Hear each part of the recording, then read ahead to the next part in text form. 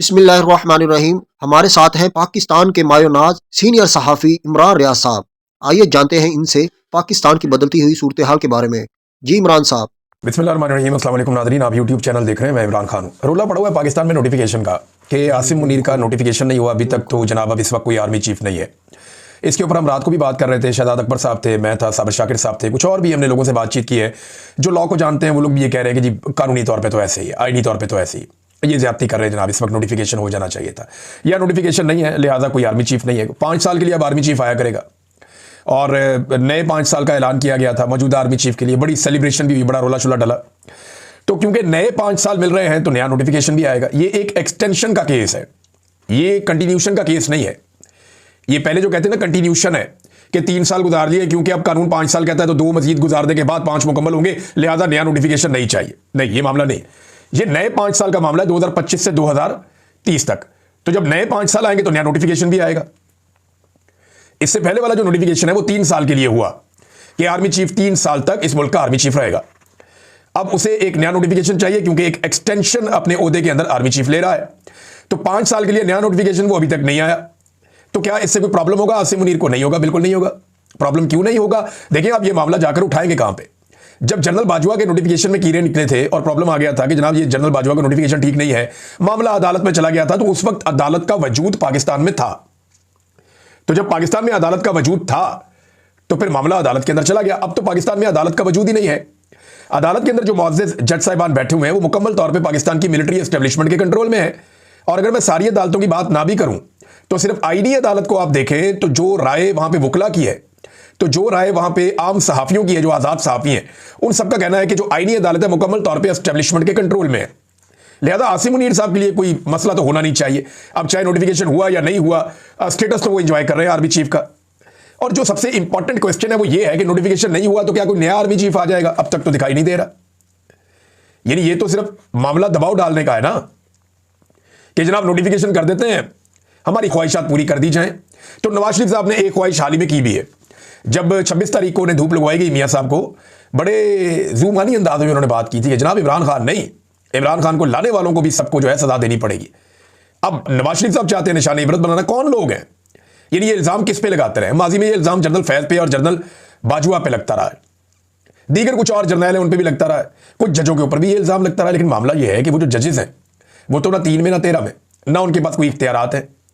اب وہ معاملہ کہاں جائے گا میں آپ کو بتاتا ہوں، لیکن نواز شریف صاحب کی ڈیمانڈ ایکچولی کیا ہے، جو مین ڈیمانڈ ہے جہاں آ کے وہ پھنس گئے ہیں۔ نواز شریف صاحب کی جو مین ایکچوئل ڈیمانڈ ہے وہ یہ ہے کہ عمران خان صاحب سے ہمیں چھٹکارا دلایا جائے۔ اب میں زیادہ سخت الفاظ بولنا نہیں چاہتا، پاکستان میں پرابلم ہو جائے گی اور بہت سارے سننے والوں کو بھی پرابلم ہو جائے گی کہ جناب یہ کیا آپ بات کر رہے ہیں۔ تو نواز شریف صاحب ایسے ہی ہیں۔ نواز شریف صاحب کی اگر آپ نے 26 نومبر کی گفتگو سنی ہو تو آپ کو آئیڈیا ہو جانا چاہیے کہ جمہوریت سے، انسانیت سے، اخلاقیات سے، اقدار سے میاں نواز شریف صاحب کا یا ان کی سیاست کا کوئی تعلق نہیں ہے۔ میاں نواز شریف صاحب اس وقت ایک بفرے ہوئے بیل بنے ہوئے ہیں اور انہیں صرف وہ کرنا ہے جو ان کے اور ان کی فیملی کے مفاد میں ہے۔ اس کے باہر نہ انہیں کچھ سوچتا ہے، نہ انہیں کچھ دکھتا ہے، نہ کچھ سمجھ آتا ہے۔ تو نواز شریف صاحب کی ڈیمانڈ یہ ہے کہ عمران خان صاحب سے پکا پکا چھٹکارا دیا جائے، کیونکہ جب تک عمران خان صاحب موجود ہیں اور جب تک عمران خان صاحب کی سیاست موجود ہے تب تک میاں نواز شریف صاحب کا جو مضبوط ہب لاہور یا پنجاب ہے وہ بھی وہ کنٹرول نہیں کر پا رہے۔ سارا کچھ کر کے انہوں نے دیکھ لیا، ساری ایکسرسائزز کر لی، عمران خان کی مقبولیت کا ہی مقابلہ نہیں کر پا رہے۔ اب نواز شریف کو چاہیے عمران خان سے چھٹکارا، اور یہ میں بڑے لمبے عرصے سے آپ کو بتا رہا ہوں۔ تو کیا اسٹیبلشمنٹ یہ کر سکتی ہے؟ ذرا اس پہ پہلے تھوڑی سی بات کر لیتے ہیں۔ نواز شریف صاحب نا بہت بری طرح پھنسے ہوئے ہیں، بہت بری طرح پھنسے ہوئے ہیں۔ دیکھیں جن پر نواز شریف صاحب نے الزام لگایا نا کہ یہ عمران خان کو لائے، صحیح کہا، یہ وہی لوگ ہیں جو نواز شریف صاحب کو بیرون ملک بھگانے میں اور واپس اقتدار لانے میں بھی ملوث ہیں۔ جن ججوں پر میاں صاحب الزام لگاتے ہیں وہی ججز نواز شریف صاحب کو بیرون ملک بھی بھجواتے ہیں اور پھر میاں نواز شریف صاحب کو باہر رکھنے کے لیے سہولت کاری بھی کرتے رہتے ہیں۔ یعنی 4 ہفتے کا کہہ کر بھجواتے ہیں اور میاں صاحب واپس ہی نہیں آتے، ٹائم گزرتا رہتا ہے اور 4 سال گزر جاتے ہیں اور وہی جج صاحبان جن پہ نواز شریف صاحب کو شکوہ ہے وہ نواز شریف صاحب کی سہولت کاری کرتے رہتے ہیں۔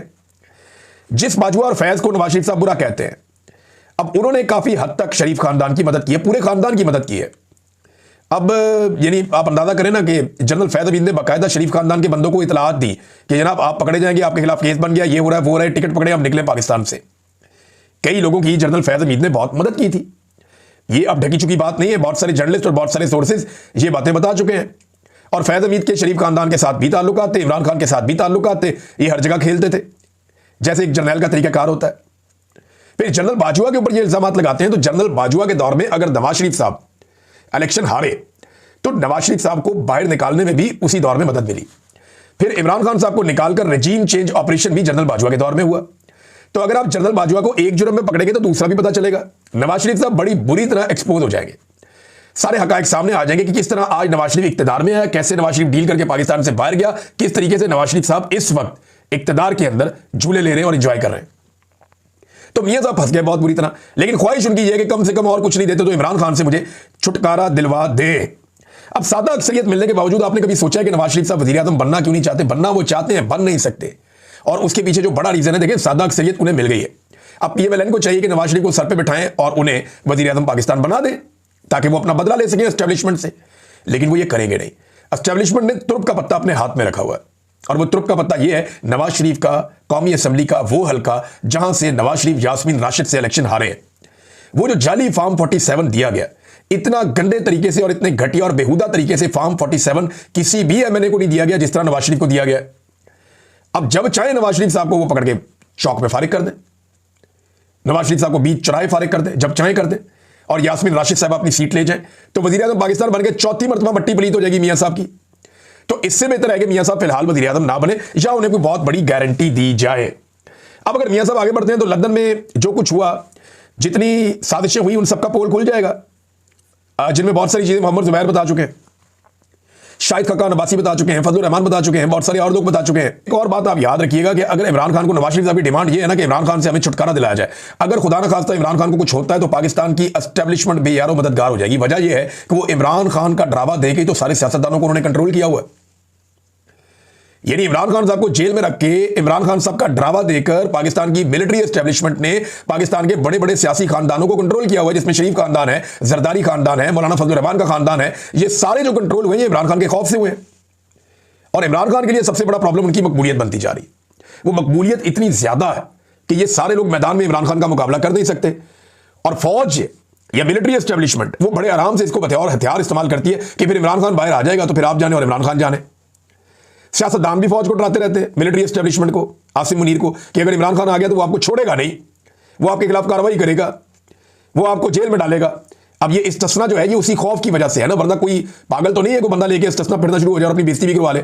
एक गैर इस्लामी गैर शरई काम है, वो नहीं करना चाहिए था आर्मी चीफ को, लेकिन ये खौफ इतना बड़ा है जो उन्हें डरा दिया गया कि अब उन्हें वो गैर आईनी काम करना पड़ा ना, गैर इस्लामी गैर शरई काम है, मौलवी कह रहे हैं, मैं तो नहीं कह रहा। तो वो काम उन्हें करना पड़ा इसलिए कि इमरान खान साहब का खौफ है, और ये खौफ किसने फैलाया? सियासतदानों ने उनके दिल में डाला, और एस्टेब्लिशमेंट को ये पता है कि ये सारे इमरान खान से डरते हैं, लिहाजा अगर इमरान खान को कुछ हो गया तो हमारे पास कोई ऐसा खौफ बाकी नहीं रहेगा, कोई हमारे पास ऐसा हथियार बाकी नहीं रहेगा जिससे इन सियासतदानों को डराया जा सके। अब मैं ये नहीं कह रहा कि इमरान खान को इस्तेमाल करेगी मिलिट्री एस्टेब्लिशमेंट। अगर मिलिट्री एस्टेब्लिशमेंट अदलिया पे दबाव डालना बंद कर दे तो इमरान खान साहब एक हफ्ते में बाहर आ जाएंगे। जैसे ही इमरान खान साहब बाहर आएंगे इन सबका भट्टा बैठ जाएगा, ये सारे जानते हैं। तो ये एक दूसरे की इंश्योरेंस पॉलिसी है, एक दूसरे के साथ भी चलेंगे। अब कुछ अस्करी ओहदे जो बड़े अहम हैं वो खाली पड़े हुए, खैंचातानी चल रही है। पहले एक तासुर होता था फौज के बारे में कि ये स्कूल के बच्चों की तरह बड़े ओबीडियंट और बड़े डिसिप्लिन्ड होते हैं, लेकिन अब ये तासुर जनरल बाजवा के दौर में और जनरल आसिम मुनीर के दौर में बहुत हद तक जायल हुआ। जब लोगों को उठाया गया, उनको टॉर्चर किया गया, और बार बार ये चीजें टाउट्स के जरिए से टीवी पे डिस्कस की गई कि फलाने को फलाना होता, फलाने को फलाना होता, उसको ये मिलना चाहिए, तो हमें ये समझ आई कि जनाब ओहदों के चक्कर में ये कुछ भी कर सकते हैं। ये एक तरह का इख्तियार है ना, इख्तियार है ओहदा मिल जाना। तो मिलिट्री एस्टेब्लिशमेंट के अंदर या अस्करी क़यादत के अंदर भी एक खैंचातानी चल रही है, कोई डिसिप्लिन वहां ऐसा नहीं होता। उसके बारे में कुछ खबरें जो है मार्केट में लॉन्च भी हो रही है। शहजाद अकबर साहब ने एक खबर दी है, वो इंपॉर्टेंट खबर है। वो ये कहते हैं रावलपिंडी में सब अच्छा नहीं है, 3 आम फौजी ओहदों के लिए 20 से जायद जो है मुख्तलिफ 3 स्टार 4 स्टार मैदान में उतर चुके हैं, और जनाब बड़ी अजीबोगरीब साजिशें चल रही हैं। और पिछले 72 घंटों में एक अहम जर्नैल के खासे बदनाम भाई को उठाया गया। उसने उठाने वालों के सामने काफी कुछ उगला, लेकिन साथ ही साथ उसने ये भी बता दिया कि जो उठाने वाले हैं, जो उनका बॉस है, उसके बेटे के साथ भी वो मिलकर कार्रवाइयां डालता रहता है, और साथ सबूत भी सामने रख दिए। और ये भी बता दिया कि बेटा तो बेनामी है, असल जो उसका इंटरेस्ट है वो तो उठाने वालों, मेन आदमी जो उनका बड़ा है वो उसका वालिद है, और अब उठाने वाले परेशान है कि कार्रवाई करें या फिर माफी मांगे। तो इस किस्म की अंदरूने खाना साजिशें भी चल रही हैं बकौल शहजाद अकबर साहब के। ये नॉर्मल है, इसको रूटीन के तौर पे लेना चाहिए, इसलिए कि ये ओहदों के चक्कर में किसी भी लेवल तक जा सकते हैं। आपने आसिम मुनीर साहब को देखा नहीं, 2 आईनी तरमीम करवा ली उन्होंने।